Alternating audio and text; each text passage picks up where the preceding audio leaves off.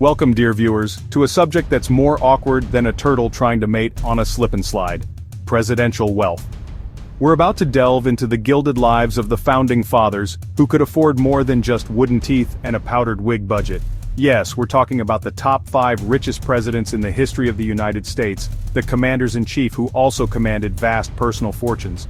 From inherited wealth to successful business ventures, some shadier than a shady tree wearing sunglasses, these leaders amassed significant fortunes.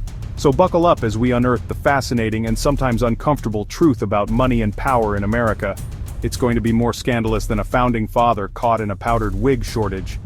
Welcome to our countdown of the top 5 richest presidents in the history of the United States. From inherited wealth to successful business ventures, these leaders amassed significant fortunes.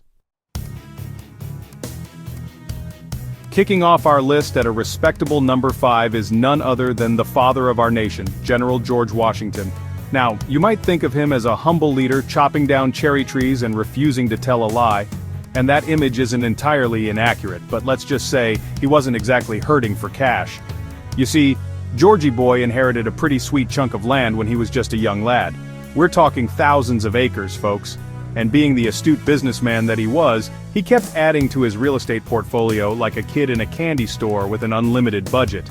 By the time he became president, Washington was sitting on a land empire that would make even the most ambitious real estate tycoon blush.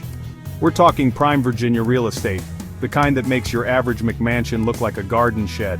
Add to that his profitable farming operation, and you've got yourself one seriously wealthy founding father. Coming in at number 4 is the author of the Declaration of Independence, the man who championed liberty and justice for all, Thomas freaking Jefferson. And yes, before you at me in the comments, the irony of a slave owner preaching about equality is not lost on me.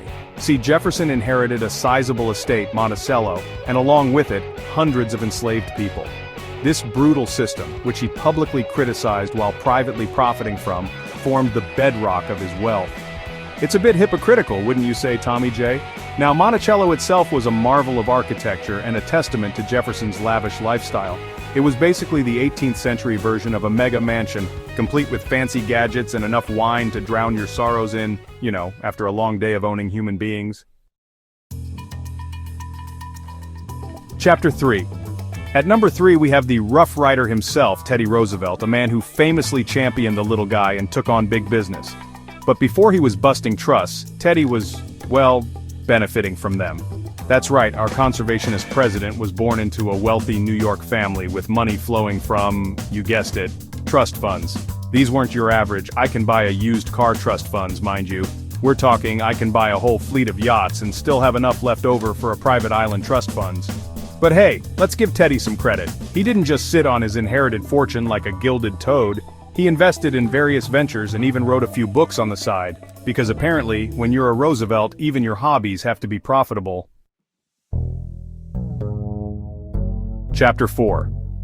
Sliding into second place is the epitome of American glamour and tragedy, John F. Kennedy. JFK, as we all know, came from a family that practically invented the term dynasty. And when I say dynasty, I don't mean the kind that just has nice china and a summer home in Hyannisport.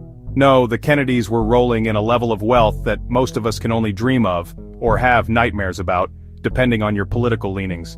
This was wealth built on a foundation of bootlegging, Wall Street wizardry, and enough political maneuvering to make Machiavelli blush. JFK himself never actually controlled the family fortune. That was all managed by dear old dad, Joe Kennedy Sr., but he definitely benefited from the perks. I'm talking private planes, multiple homes, and enough tailored suits to clothe a small nation. Chapter 5. And finally, we arrive at the top spot, the gilded throne of American presidential wealth, occupied by none other than Donald J. Trump. Now before we dive into the swirling vortex of Trumpian finances, let's just acknowledge that pinning down his exact net worth is harder than finding an honest politician at a lobbyist convention. Trump, as we all know, built his fortune on real estate, a healthy dose of self-promotion, and a truly baffling ability to declare bankruptcy multiple times while still living like a modern-day Louis XIV.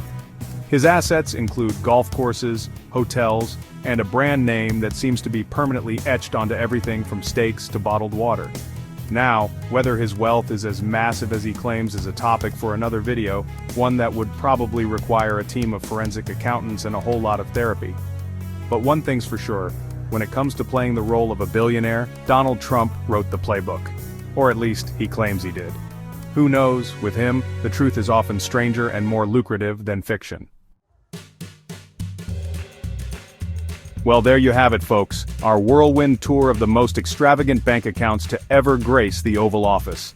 From land barons to trust fund babies, these presidents prove that the American dream, at least for some, can be paved with a whole lot of gold. Thanks for watching. Don't forget to like, share, and subscribe for more interesting facts about history and politics, and be sure to let us know in the comments who you think will be the next wealthy president. Will it be a tech mogul, a Wall Street titan, or maybe just maybe one of you lucky viewers? Stranger things have happened. Until next time.